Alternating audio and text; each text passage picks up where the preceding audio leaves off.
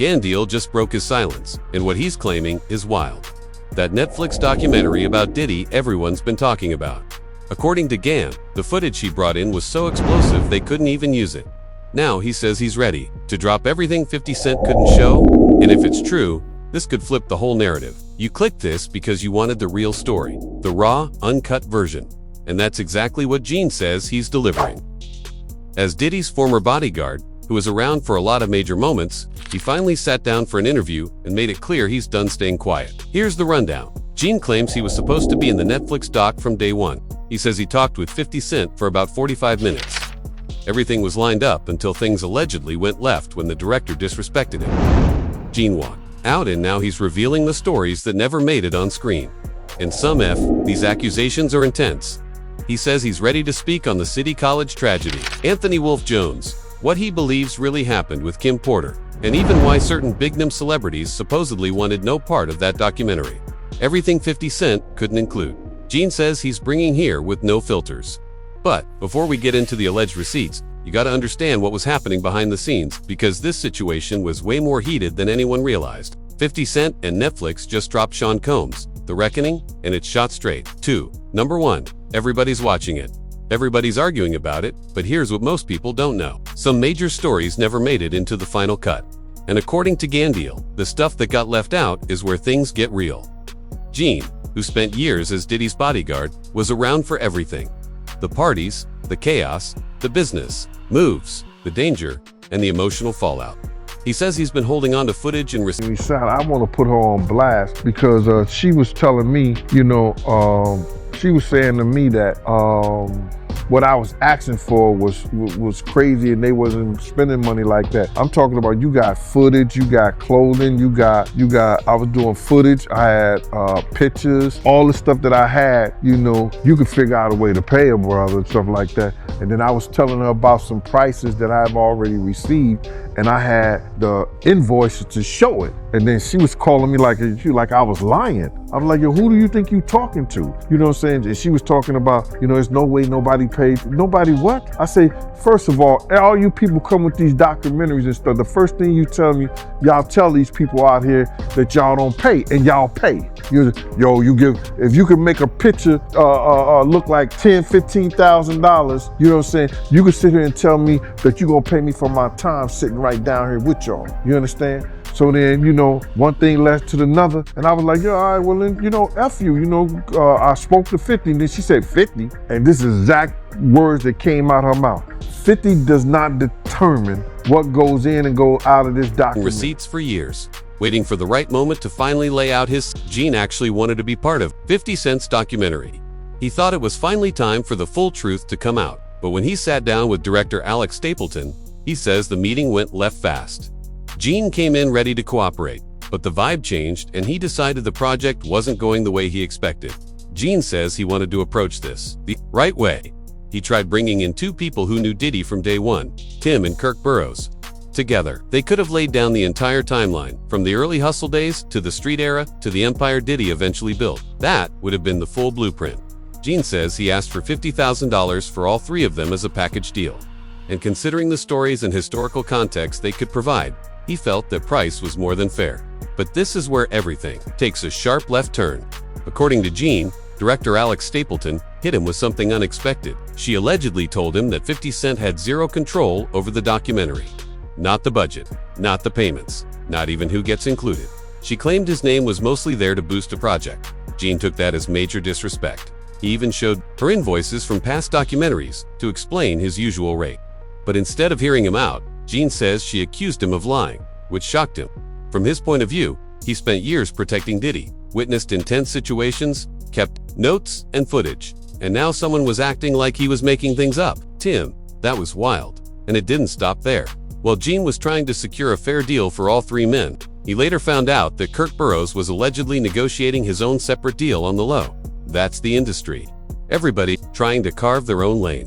Gene wanted one unified agreement, but Kirk was already moving behind the scenes, so Gene walked away. He chose not to be part of the documentary, And that's why many viewers feel like certain pieces About the documentary, they left a whole lot of key things out. If they was gonna do something and they're gonna say in the reckoning of Sean Combs, the reckoning, or Diddy, the reckoning and stuff like that, it should have been a lot of people that we lost because of him. You know what I'm saying? It wasn't only Big, it wasn't only Tupac, you understand? For the atmosphere that he put those kids in. You got a guy named Anthony Wolf Jones, who was from Bad Boy, from its conception as doing security and being one of the financiers of Puff having to have some money to keep Big and Craig Mack around before he got to Clyde Davis. are missing because the person who claims to hold the deepest timeline and receipts wasn't involved. Interview.4.495.26. Now Gene says he's ready to reveal everything that didn't make it onto Netflix. Let's get into something the documentary barely touched. How Bad Boy Records was really set up, because this piece explains a lot. Kirk Burroughs, the same guy we mentioned earlier, says he owned 25% of Bad Boy from day one, while Diddy held the other 75%. But here's the twist, Gene points out. The company wasn't in Diddy's name. It was reportedly under his mother, Janice Combs. Why structure it like that? Gene claims it was done to shield Diddy from legal liability. And once you hear the context, the whole picture starts making sense. Before Bad Boy took off, Diddy already expected lawsuits after the City College tragedy, an event where 9 adults lost their lives. Their families were preparing legal action, and Gene believes it's why Diddy didn't attach his own name to the company. Cold business move, but definitely strategic. But things didn't stop there. Gene says Diddy later wanted Kirk's 25% as well. And according to what Kirk himself stated in the documentary, Diddy allegedly showed up with a baseball bat, threatened him and forced him to sign over his share. Kirk later tried suing in 2003, but the case was dismissed because too much time had passed. Just sit with that for a moment. Kirk helped build Bad Boy from the ground up. The branding, the vision, the early grind. And according to his own account, he lost everything through intimidation and pressure. Kirk even said he ended up homeless at one point, while Diddy went on to become a billionaire off the empire they originally built together. The documentary mentioned this whole situation, but they barely tapped into it. Gene Deal says he could have laid out the entire story, how Bad Boy was structured, why Diddy allegedly put the company under his mother's name, and how the whole setup connected back to legal pressure. None of that made the final cut, and it really makes you wonder what got left on the table. But here's where things get dark. Gann claims the documentary skipped an entire storyline involving Anthony Wolf Jones, a name with real weight in hip-hop history. Wolf was Bad Boy's head of security from the early days, long before the fame and the mainstream deals. He was one of Diddy's most loyal protectors, and according to Gann, he knew everything happening behind the curtain. Wolf, as Gene describes it, knew who handled what, who got paid, and what went down at certain private events, the type of stuff people only whisper about. And Gene alleges that Diddy's decisions played a role in the chain of events that eventually lined up with Wolf's death. That's a heavy claim, and Gene says it with full seriousness. Gene also insists the documentary team either didn't have the right intel or avoided going deeper. Wolf was killed in a situation involving someone tied to BMF, the Black Mafia family, a group with a long, complicated history in hip-hop culture. Gene believes there's a clear connection between Wolf's death and the bigger stories surrounding Diddy. But Netflix barely gave Wolf a moment. A couple photos, a quick mention, and they moved on. And why skip something this major? Gene suggests it's because this is dangerous territory. Real violence, real criminal networks, and real consequences. Netflix didn't want that kind of heat. And 50 Cent probably wasn't trying to spark something that could spill into real life either. But Gene Deal says the story has to be told because in his view, Wolf's death wasn't random. It connects to everything happening behind the scenes. Now, here's where the story gets heated. The documentary mentioned the City College tragedy, but according to Gene Deal, the documentary, the 50 Cent No, I haven't seen it yet. For Diddy. I haven't seen it. Oh man, you working Everybody hard. telling me you got to see it. Yeah. I haven't seen it. Yeah, Part of me don't want to see it You probably don't. because it's all skewed, man. Like when you put stuff together, you create whatever narratives you want to, and at the end of the day, everybody being programmed. You know, right now the man's serving time. Right. You know, he went before the court. The court said this, and everything is God. But God said this is what he got to do. He got to do 5 years in pen. Let him do his 5 years. December, they didn't come close to showing the full picture. Gann says he was there that night, saw everything firsthand, and his account completely shifts how people understand what happened. Interview.8.539.22, December 28, 1991. Diddy helped organize a celebrity charity basketball event at City College in New York, and what went down inside that building changed lives forever. This was supposed to be a major charity showcase. Heavy D was involved. Big names were pulling up, and the energy was electric. Mike Tyson, LL Cool J. The place was packed, wall to wall, with people expecting something legendary. Gene says his security team was originally hired, Tom and Aj, the outside crowd. He brought 80 trained men, dogs, gates, the whole setup to keep things controlled. He knew how wild Harlem could get when celebrities showed up, so he prepared like a pro. But according to Gene, the day before the event, Diddy pulled him aside and told him Heavy D didn't want his team working security anymore. Just like that, Gene says his whole crew was removed. No outside security at all. So when the night finally hit, things spiraled fast.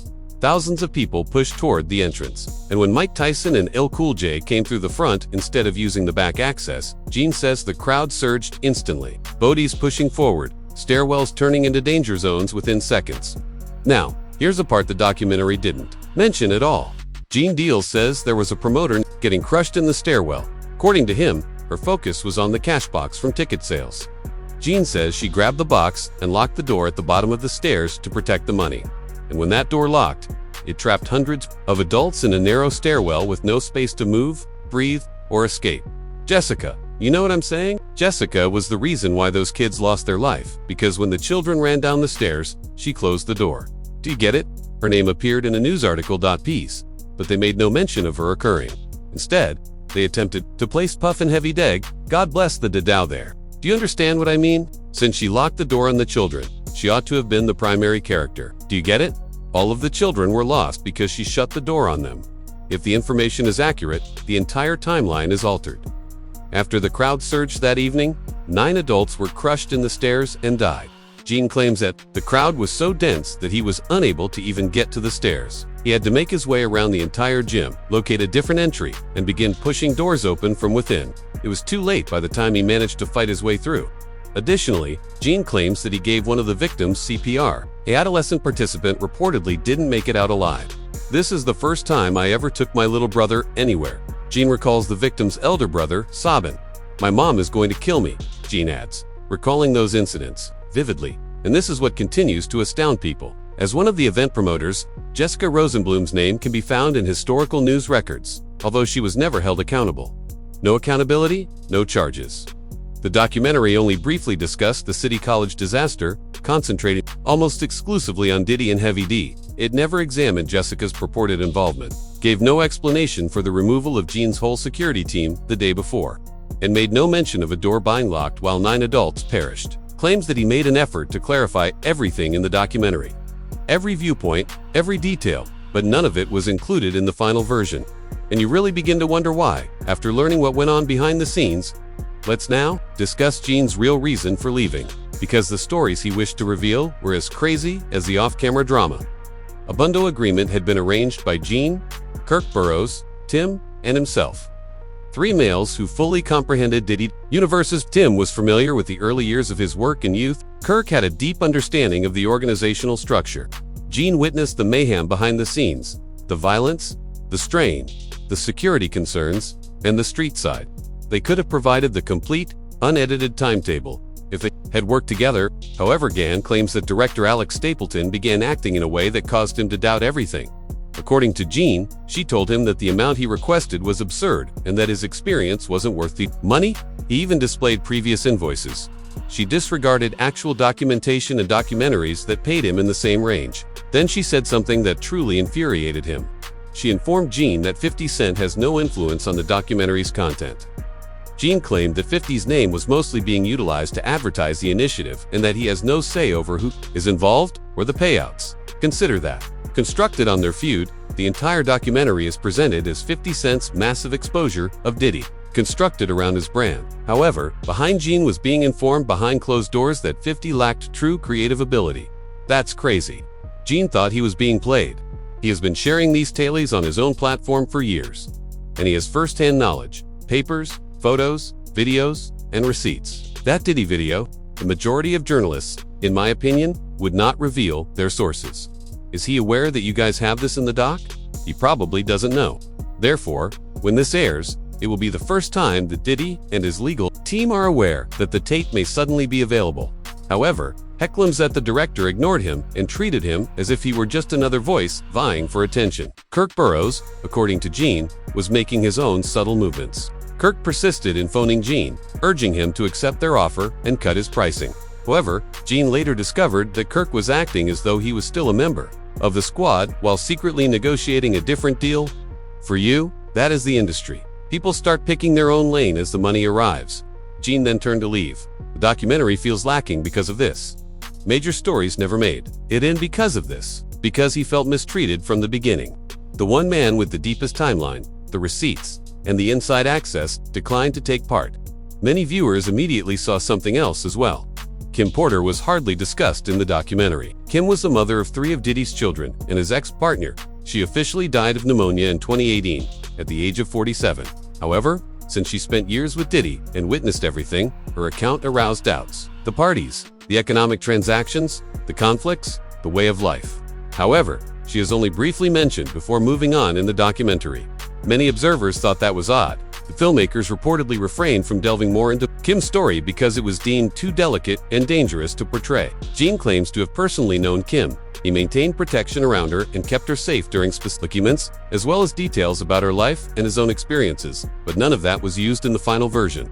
Hay kept it going by flashing a few pictures of Kim and mentioning that she was the mother of Diddy's kids. Unless there was a reason they didn't want that aspect of the tale to be highlighted, you would expect a lot more attention for someone who had such a significant impact on his life.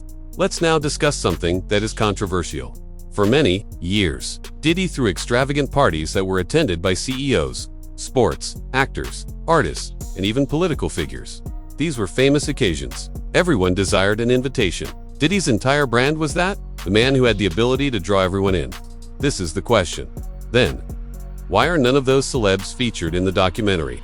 No commentary, no interviews, nothing from the people who used to attend his events with pride? The quiet is strange for a story about nightlife and celebrity culture.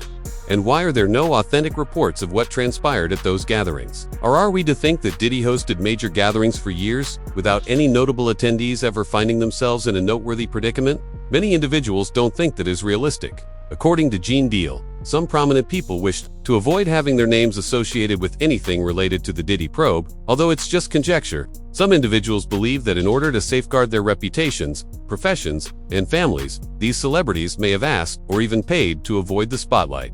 Gene discusses this candidly, but it is entirely avoided in the documentary. Gene believes that 50 Cent is first and foremost a businessman. He had no intention of bringing unconnected celebrities into the fray.